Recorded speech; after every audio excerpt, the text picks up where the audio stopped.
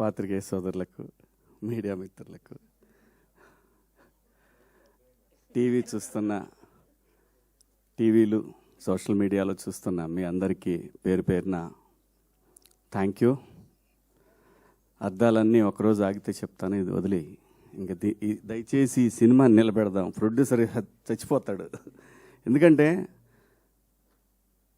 ఇంకొక ప్రొడ్యూసరు ఈ సినిమా చూసి డిస్ట్రిబ్యూషన్ చేయటం ఫస్ట్ టైం. హనుమాన్ ప్రొడ్యూసర్ గారు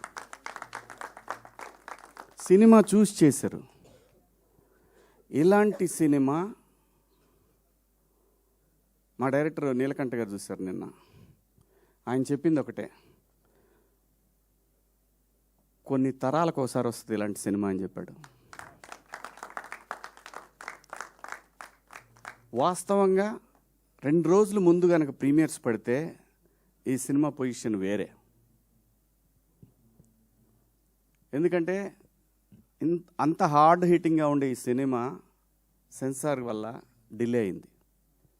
అందులో వాళ్ళ తప్పేం లేదు, కొన్ని అబ్జెక్ట్ చేస్తారు కదా. అలా చేయటం వల్ల సెన్సార్ సర్టిఫికెట్ రావటం లేట్ అవటం వల్ల ఈ సినిమా. కానీ ఈ సినిమాని 2026 మొత్తం మాట్లాడుకుంటారు. చూస్తూ ఉండండి మీరందరూ కూడా. అమెరికాలో, నార్త్ అమెరికాలో ఇవాళ నైట్, అంటే వాళ్ళకి నైట్, నిన్న నైట్ అన్నట్టు, మనకి నిన్న నైట్ అన్నట్టు వాళ్ళకి ఇవాళ షోలు విపరీతంగా పెరిగినాయి. ఒక థియేటర్లో ఒక షో పెట్టిన వాళ్ళు 3 షోలు పెట్టారు. ఈ సినిమా ఖచ్చితంగా మనందరూ తెలుగు వాళ్ళు జనరల్గా ఏంటంటే నెట్ఫ్లిక్స్లో వాటిలో మలయాళం సినిమాలు,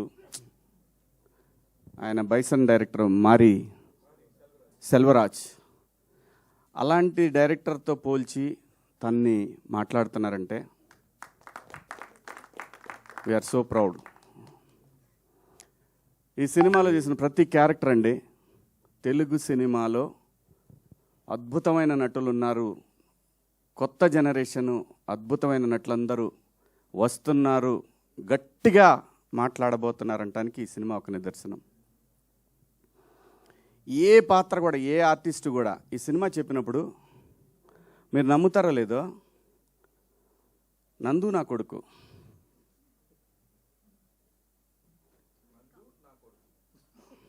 ఊరికే మణిక ఈ అమ్మాయి నా కూతురు, ఇంకో కూతురు, అలాగే నవదీప్ సర్పంచ్ ఈ అమ్మాయి నా కోళ్ళు. నేను అన్నాను కనీసం మంగపతిలాగన్నా కావాలి కదా, మరి ఇలా వాళ్ళ నందు నా కొడుకేంటి అని ఆయనతో చాలాసార్లు అన్నాను.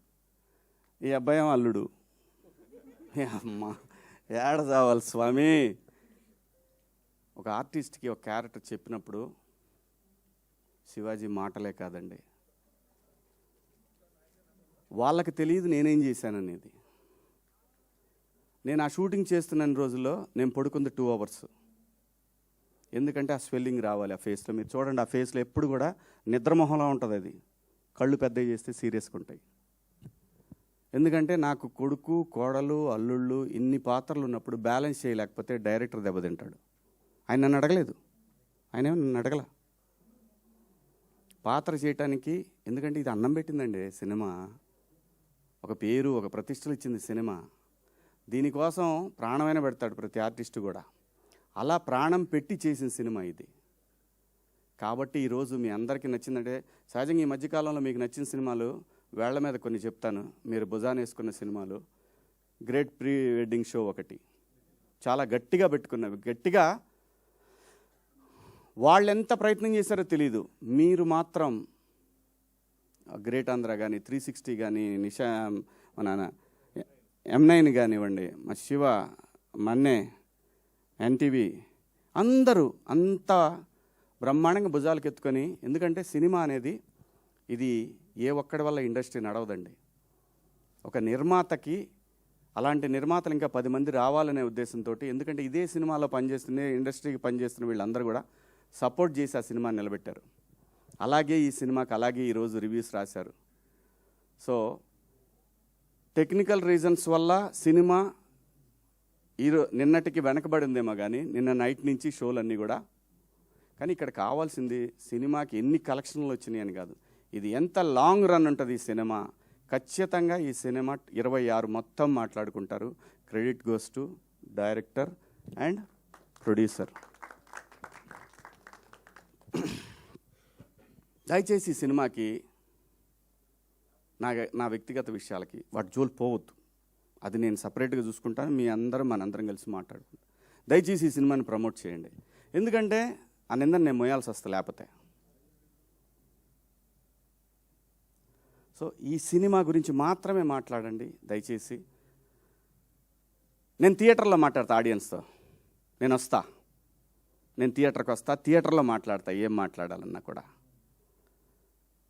ఒక మంచి సినిమా చేసినప్పుడు ఎంతైతే షూటింగ్లో కష్టం ఉందో ఈ సినిమాని నిలబెట్టుకోవాల్సిన బాధ్యత ప్రతి ఒక్క ఆర్టిస్ట్కి ఉంది. కాబట్టి మా అందరికీ డబ్బులు ఇచ్చి మా అందరినీ బాగా చూసుకున్న ఆ ప్రొడ్యూసర్ నిలబడి 10 సినిమాలు చేయాలి. ఎందుకంటే చాలా టేస్ట్ ఉన్న ప్రొడ్యూసర్ ఆయన. 10 సినిమాలు చేసే సత్తా తన దగ్గర ఉంది. మీ అందరి సపోర్ట్ కావాలి.